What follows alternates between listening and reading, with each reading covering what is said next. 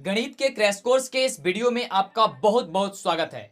मात्र 40 दिन में आपके अंदर ऐसी मजबूती ला करके देने वाले हैं जिससे आपके सामने कोई भी नहीं टिक सकता है। आप 2-2 सेकंड के अंदर जवाब दीजिएगा, लेकिन इसमें आपको हमारा साथ देना होगा। आपको हमारे प्रत्येक वीडियो को देखना होगा। मात्र 40 दिन की तैयारी आपको हम कराने वाले हैं इस गणित की, तो ध्यानपूर्वक इस वीडियो को देखिए और हमारी आने वाली सभी वीडियो को देखिएगा और ज़्यादा से ज़्यादा स्टूडेंट को हमारी इस वीडियो के बारे में और हमारे इस चैनल के बारे में ज़रूर बताइएगा। वीडियो को स्टार्ट कर रहे हैं, ध्यान से समझिए कि आज हम आपको क्या बताने वाले हैं। बहुत ही अनोखा चीज़ आपको हम बताने वाले हैं। तो आज के इस वीडियो में हम आपको बहुपद चैप्टर के पूरे निचोड़ बताने वाले हैं, जिससे कि आप आसानी से किसी भी प्रश्न को कुछ ही सेकंड में उसका जवाब दे दें। जैसा कि आप सभी जानते हैं कि किसी भी टीचर के सामने जब कोई प्रश्न जाता है तो वह कुछ ही सेकंड में उसका जवाब दे देते हैं। इसका कारण क्या होता है कि उन्हें पहले से पता होता है कि यह किस चैप्टर से लिया गया है और इसमें किस नियम को लागू किया जाएगा जिससे कि आंसर आ जाएगा। तो वह जल्दी से उस नियम को लागू करते हैं और वह जल्दी से उसका आंसर दे देते हैं आपको। लेकिन ये काम आपसे नहीं हो पाता है, आप सोचते रह जाते हैं कि यह कैसे बनेगा। तो आइए आज आपको हम बताने वाले हैं बहुपद चैप्टर के पूरे निचोड़ के बारे में, और इसके पिछले वाले वीडियोज आप नहीं देखे हैं तो देख लीजिएगा। तो आइए शुरू करते हैं और जानते हैं कि बहुपद कितने प्रकार के होते हैं, बहुपद क्या होते हैं, सभी जानकारी आपको बहुत ही अच्छे से समझाने वाले हैं। तो आइए समझते हैं कि बहुपद किसे कहा जाता है। तो आप यहाँ पे लिखा हुआ देख पा रहे हैं कि वैसा बीजीय व्यंजक जिसके चर का घातांक धनात्मक हो बहुपद कहलाता है। बहुत ही छोटी सी परिभाषा में आपको समझाने का प्रयास किया जा रहा है कि वैसा बीजीय व्यंजक, ध्यान रहे कि वह बीजीय व्यंजक होना चाहिए और जिसके चर का घातांक धनात्मक होना चाहिए, वैसे उसे ही हम लोग क्या कहेंगे, बहुपद कहेंगे। जैसे x+1 या x+2 या x² + 2x+1, ये सभी आपकी बहुपद हो जाएगी। तो आपने समझा कि बहुपद किसे कहा जाता है। आइए आगे इसके बारे में और आपको हम जानकारी देते हैं। अब हम बात करते हैं, यहाँ पे आप लिखा हुआ देख पा रहे हैं कि बहुपद को 2 आधारों पर बांटा गया है। अगर इसके बारे में हम बात करें कि आगे कि यह कितने प्रकार के होते हैं, तो इसे 2 भागों में बांट दिया गया है। पहले भाग की बात करें तो पहला भाग होता है पदों के आधार पर और दूसरा जो भाग होता है वो होता है घात या घातांक के आधार पे। यानी कि इसे हम लोग 2 भागों में बांट देते हैं। पहला जो होती है वो पदों के आधार पे होती है, दूसरा होती है घात या घातांक के आधार पे होती है। तो आइए अब जानते हैं कि ये 2 भाग में जो बांटा गया है इसके बारे में हम लोग जाने कि इसमें कितने कितने प्रकार में इसे बांटा गया है। तो पहले हम इसके बारे में समझ लेते हैं, फिर आपको बताते हैं बहुत ही महत्वपूर्ण जानकारी, जिससे कि आप किसी भी प्रश्न को 2 सेकंड के अंदर आप उसका जवाब दे सकते हैं। तो वीडियो को छोड़ करके नहीं जाइएगा, अगर जाते हैं छोड़ करके तो आपको काफ़ी नुकसान हो सकती है। और अभी तक इस चैनल को सब्सक्राइब नहीं किए हैं तो कर लीजिए, और चैनल पे पहली बार आए हैं तो जरूर से कर लीजिएगा सब्सक्राइब नहीं किए होंगे तो, और वीडियो को लाइक करके अपने दोस्तों में से शेयर जरूर कर दीजिएगा। चलिए बात करते हैं इसके आगे हम। तो यहाँ पे बताया जा रहा है कि पदों के आधार पर बहुपद निम्न प्रकार के होते हैं। अब जानते हैं कि कौन कौन से प्रकार होते हैं, तो आइए जानते हैं। तो यहाँ पे देखिए बताया जा रहा है कि एक पदी बहुपद होता है, द्विपदी बहुपद होता है, त्रिपदी बहुपद होता है, और एक आपका होता है बहुपदी बहुपद। अब आइए समझते हैं कि ये एक पदी, द्विपदी या त्रिपदी या बहुपदी बहुपद जो होता है वह क्या होता है, उसे हम लोग समझ लें। तो यहाँ पे देखिए बताया जा रहा है, और इसे 1 नंबर का प्रश्न पूछा जाता है, यानी कि ऑब्जेक्टिव जो प्रश्न आता है वो भी पूछा जाता है। यहाँ पे देखिए बताया जा रहा है एक पदी बहुपद में कि एक पद वाले बहुपद को एक पदी बहुपद कहते हैं। जैसे x² y² y, ये सभी जो हो जाएगी आपकी एक पद वाली बहुपद हो जाएगी। यानी कि कहने का मतलब ये हो गया कि जिसका पद 1 होगा, जैसे कि y हो गया, केवल y है तो इसका पद 1 है। इसका कहने का मतलब हो गया कि यह एक पदी बहुपद है। अगर इसमें एक और पद जुड़ जाता है तो उसे हम लोग द्विपदी बहुपद कहते हैं, लेकिन उसके बारे में हम बात आगे करेंगे। जैसे यहाँ पे समझा आपने y, या आप कह सकते हैं x, या आप कह सकते हैं y²। यहाँ पे पद की बात की जा रही है, न कि घात की बात की जा रही है। अगर घात की बात करेंगे तो वह घातीय आधार पे हो जाएगी, यानी कि घातांक के आधार पे उसका परिभाषा हो जाएगा। लेकिन यहाँ पे आपको पद के आधार पे बताया जा रहा है कि एक पद वाले बहुपद को एक पदी बहुपद कहा जाता है। जैसे कि x, x² y, y² इत्यादि। चलिए तो आइए अब हम लोग बात करते हैं इसके अगले वाली परिभाषा की। तो इसके अगला वाला जो परिभाषा है वह है द्विपदी बहुपद। तो द्विपदी बहुपद के बारे में आइए समझते हैं। तो यहाँ पे बताया जा रहा है कि दो पद वाले बहुपद को द्विपदी बहुपद कहते हैं, जैसे x+1 या x² + 1 इत्यादि बहुत सारा आपका एग्जाम्पल हो जाएगा। यहाँ पे देख रहे हैं कि दो पद अगर होगा उसमें तो उसे हम द्विपदी कह देंगे, जैसे कि x+1 या x² + 1 ये आपकी द्विपदी बहुपद हो जाएगा, क्योंकि इसमें पदों की संख्या 2 है। और लेकिन जिसमें पदों की संख्या 1 होगी उसे हम लोग क्या कहेंगे, एक पदी बहुपद कहेंगे। चलिए यहाँ तक आपने समझा, आगे बात करते हैं हम लोग त्रिपदी बहुपद के बारे में। तो यहाँ पे बताया जा रहा है, बहुत ही आसान जो है परिभाषा है इसमें भी, अब ज़्यादा आपको समझाने की जरूरत नहीं है। यहाँ पे बताया जा रहा है कि 3 पद वाले बहुपद को त्रिपदी बहुपद कहा जाता है, जैसे कि x² + x+1 या x³ + x² + x इत्यादि। ये सभी जो हो जाएगी आपकी त्रिपदी बहुपद हो जाएगी, बस आपको इतना याद करके रख लेनी है, ठीक है।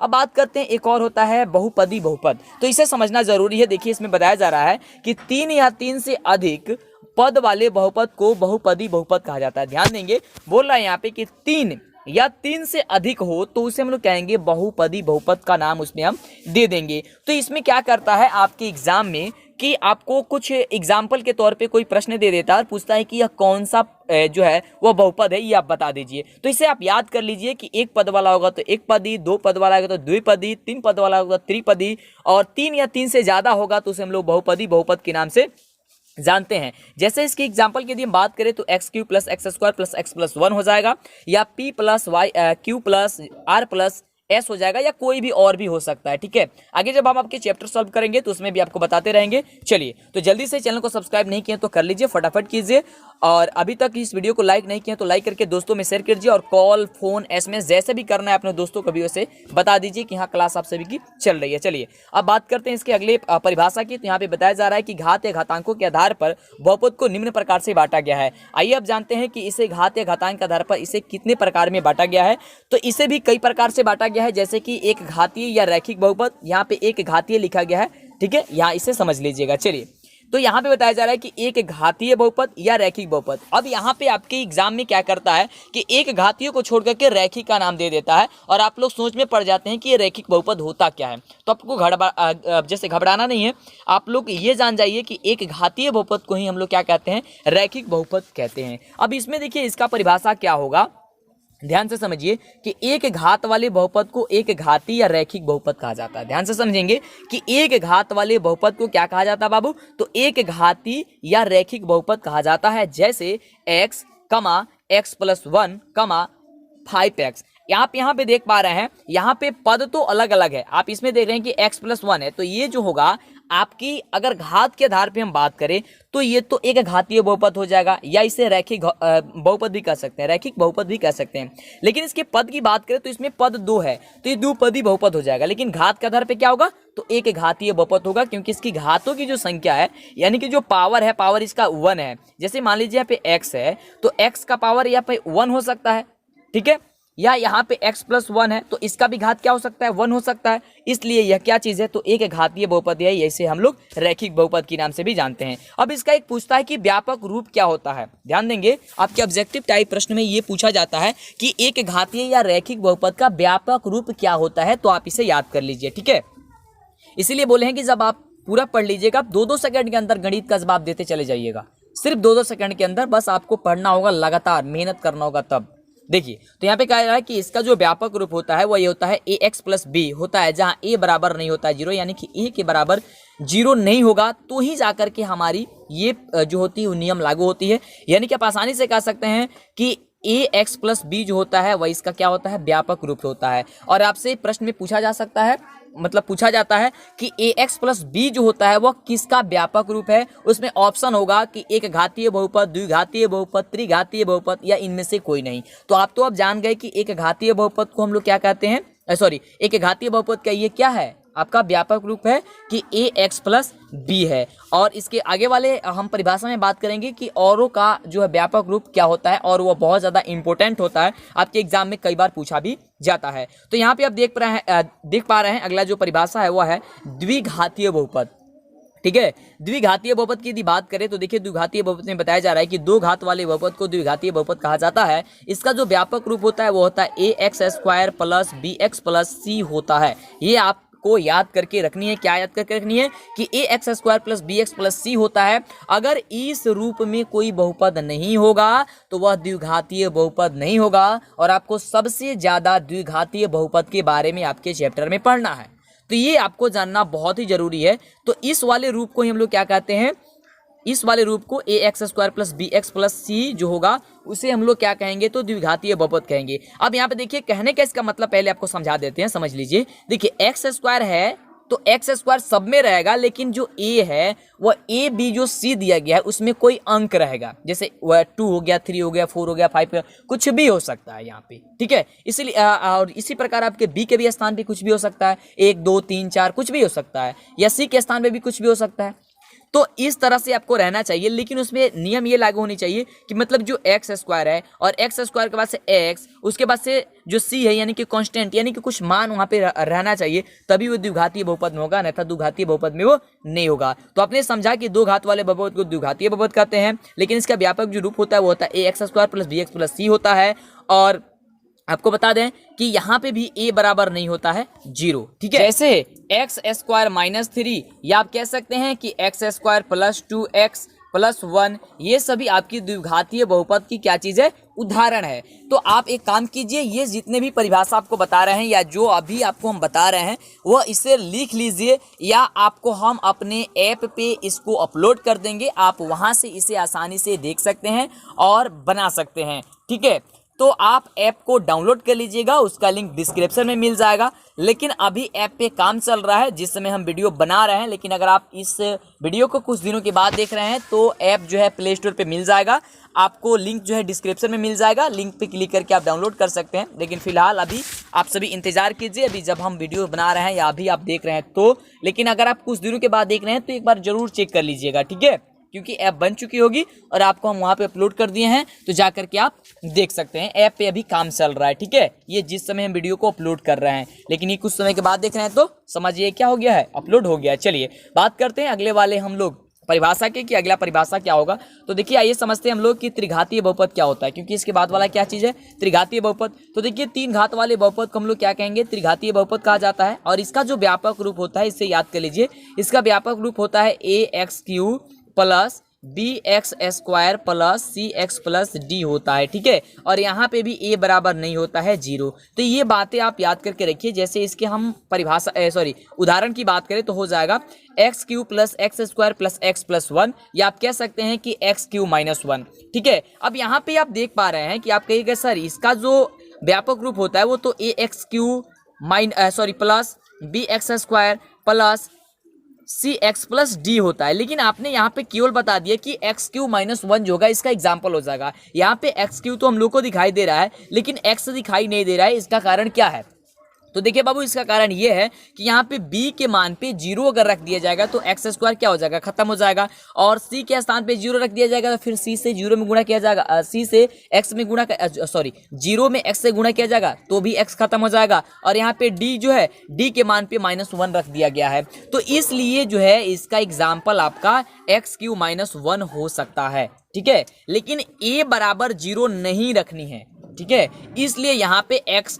क्यू है, ठीक है। लेकिन बी एक्स है तो बी के स्थान पे 0 रख सकते हैं। तो बी के स्थान पे जब 0 रख दीजिएगा, बी के स्थान पे जब 0 और उसके अंत ये मल्टीप्लाई उससे किसे किया गया, एक्स से, तो एक्स में 0 से मल्टीप्लाई कीजिएगा तो 0 हो जाएगा, 0 हो जाएगा तो खत्म हो जाएगा, 0 तो बात वही होता है।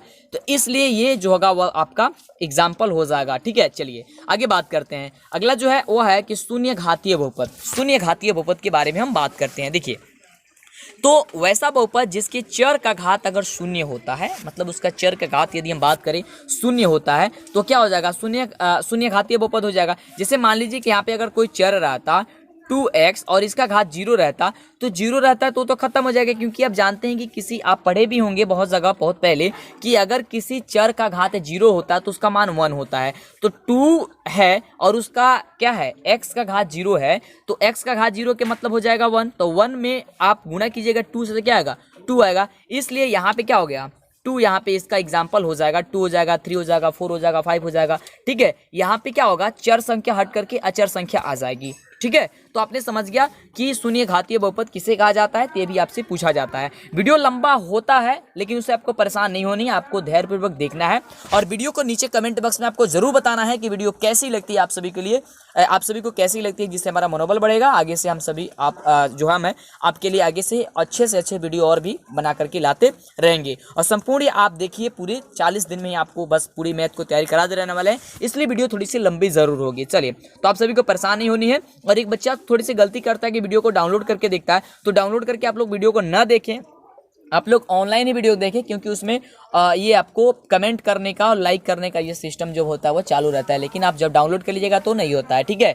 चलिए, तो आप ऐसा काम कीजिए, आप जो है ऑनलाइन देखिए और हमें कमेंट करके बताते रहिए। चलिए आगे बात करते हैं। अब यहाँ पे हम लोग समझेंगे बहुत ही महत्वपूर्ण जो है क्या चीज़, इंपोर्टेंट टॉपिक पॉइंट्स के बारे में, और यही सब आपको याद करके रखनी है, जिससे आप किसी भी प्रश्न को जो है आसानी से 2-2 सेकंड के अंदर उसका जवाब दे देंगे। पहला देखिए क्या याद करके रखना है आपको कि एक घातीय या रैखिक बहुपद का आलेख एक सरल रेखा होता है या सीधी रेखा होता है। ये बात अपने दिमाग में फिट कर लीजिए। ठीक है, याद करके आपको क्या रखनी है कि एक घातीय या रैखिक बहुपद का जो आलेख होता है वह सरल रेखा या सीधी रेखा होता है, ये बात आपको याद करके रखनी है। चलिए अगले पॉइंट्स की बात करते हैं। अगला आपको क्या याद करके रखनी है, तो अगला आपको याद रखना है कि द्विघातीय बहुपद का जो आलेख होता है वह उद्गतोमुखी या अधोमुखी परवलय का रूप का होता है। याद करके रखिएगा कि द्विघातीय बहुपद का आलेख जो होता है वह कैसा होता है, तो उद्गतोमुख या अधोमुखी होता है, अधोमुखी परलय के आकार का होता है, परलय के रूप का होता है। ठीक है, ये आप याद करके रखिएगा, कई बार इसे पूछा जाता है। चलिए आगे बात करते हैं। ये भी याद करके आप रखिएगा कि यदि बहुपद का आलेख, ध्यान से समझें कि यदि बहुपद का आलेख x अक्ष को जितनी बार प्रतिच्छेद करती है उतना ही उसके शून्यकों की संख्या होगी। देखिए, तो अगर केवल आप इतना पॉइंट्स याद कर लेंगे, इतना मेन पॉइंट, तो समझिए कि 2.1 जो आपका एक्सरसाइज है ना, 2.1 2.1 जो आपका एक्सरसाइज है,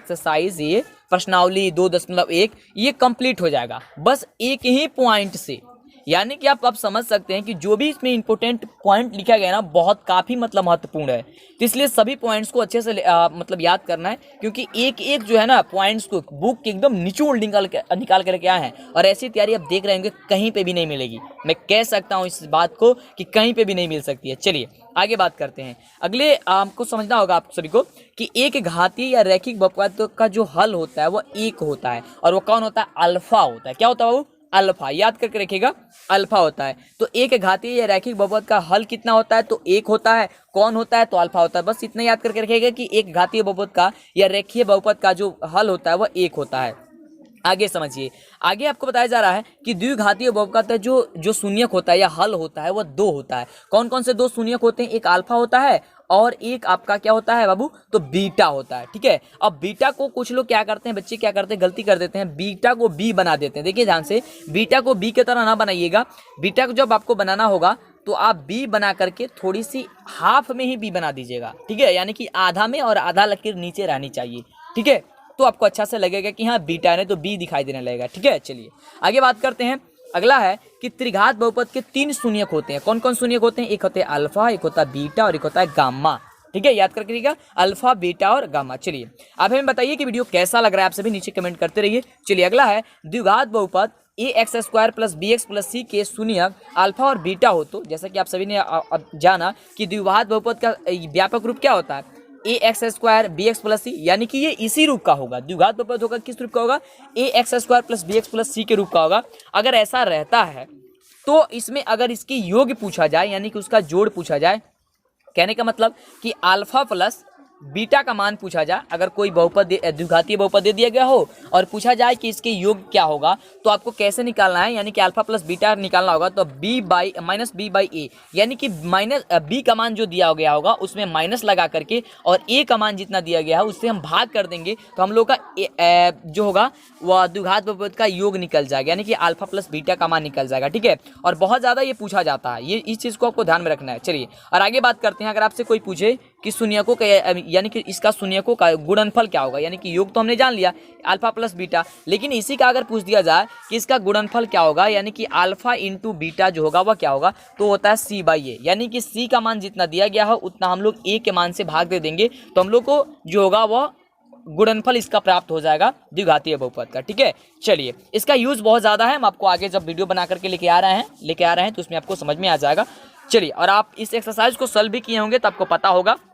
चलिए अब बात करते हैं द्विघात बहुपद के बारे में, तो हम लोग समझ लिया। आप समझते हैं हम लोग त्रिघातीय बहुपद के बारे में। तो देखिए त्रिघातीय बहुपद के बारे में यदि हम समझे तो यहाँ पे है त्रिघातीय बहुपद की ax³ plus bx² plus cx plus T, क्योंकि त्रिघातीय रूप का होता है ये, सॉरी त्रिघातीय बहुपद का ये व्यापक रूप होता है क्योंकि इसी रूप का ये होगा। अगर इसका जो शून्यक होगा, अगर अल्फा बीटा और गामा होता है, क्योंकि आप जानते हैं कि त्रिघातीय बहुपद का शून्य क्या होता है, अल्फा बीटा और गामा होता है, तो अगर ये ऐसा रहता है तो इसका योग क्या होगा, यानी कि alpha plus beta plus gamma का मान क्या होगा, तो उसमें भी होता है आपका -b/a।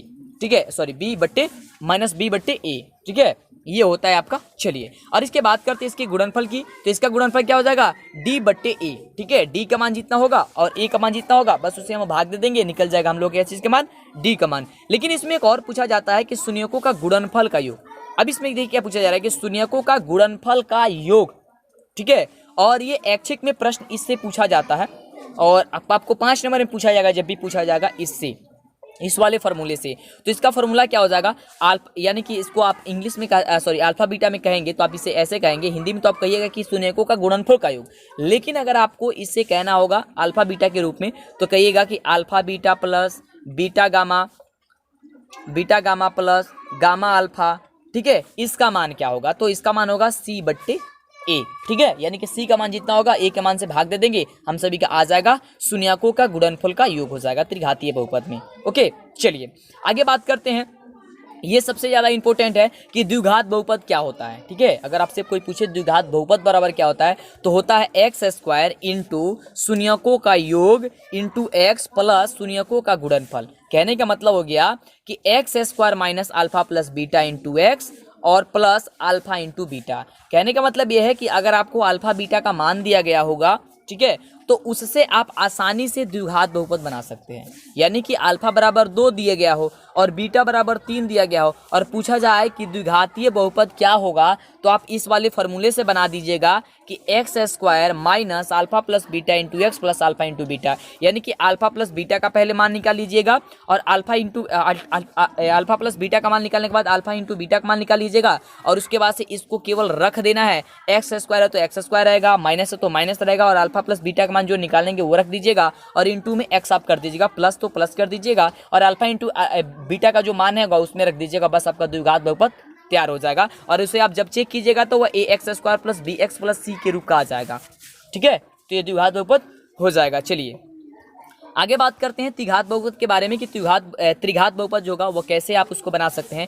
तो त्रिघात बहुपद बराबर होता है x³ माइनस शून्यकों का योग शून्यकों का योग इंटू x² प्लस 2 करके शून्यकों का गुणनफल का योग, यानी कि जो आपको अल्फा बीटा गामा अल्फा ये बताएं उसको निकाल लीजिएगा। फिर कहता है कि शून्यकों का गुणनफल, यानी कि आप इसे कह सकते हैं कि x³ minus alpha plus beta plus gamma into x² plus alpha beta plus beta gamma plus gamma alpha into x plus alpha into beta into gamma. ठीक है, ये गामा है आपकी।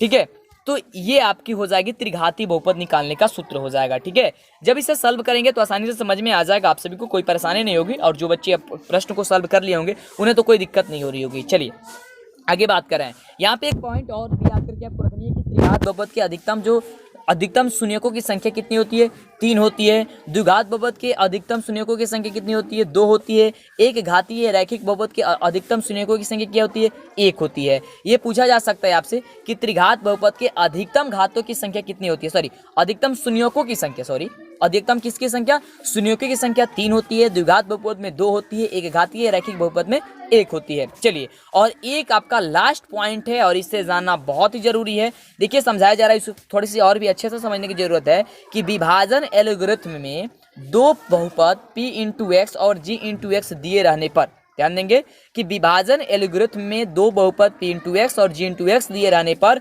2 अन्य बहुपद g इंटू एक्स और r इंटू एक्स का अस्तित्व होता है।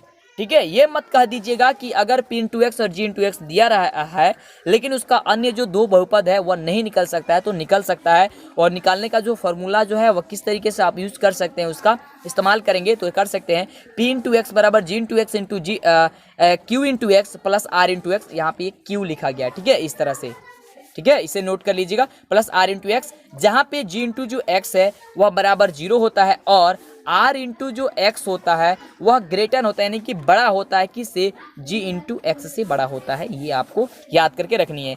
तो यही थी आपकी दूसरे चैप्टर की पूरे निचोड़, यानी कि बहुपद का पूरा निचोड़। अगर आप इतना याद कर लेते हैं, जैसा भी आप समझ लेते हैं, एक बार और इस वीडियो को देख लीजिए, उसके बाद से आप किसी भी प्रश्न को आसानी से 2-2 सेकंड के अंदर बताते रहिएगा, मतलब बना दीजिएगा तुरंत, एकदम जैसे टीचर बनाते हैं। तो आपको एकदम दिमाग में इसे फिट कर लेनी है। तो बहुत बहुत धन्यवाद आप सभी को इस वीडियो देखने के लिए। फिर मिलते हैं आपसे आगे वाली नेक्स्ट वीडियो में। इसके पहले वाले वीडियो नहीं देखे हैं तो डिस्क्रिप्शन में उसका लिंक दे देंगे, आप वहाँ से भी देख सकते हैं।